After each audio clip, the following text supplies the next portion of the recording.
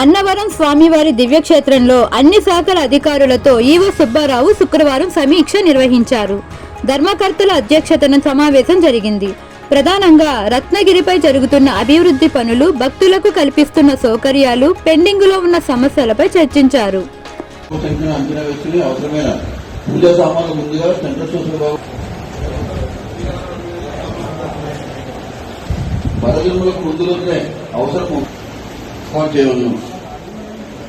తమలపాకులు cold storage నిల్వ ఉంచడం,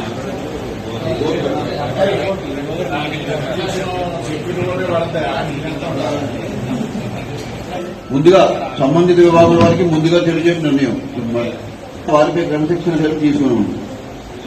తర్వాత నీటి సరఫరా ఇబ్బందులు లేకుండా స్టీల్ వాటర్ డ్రమ్ముల ఏర్పాటు నిర్ణయం.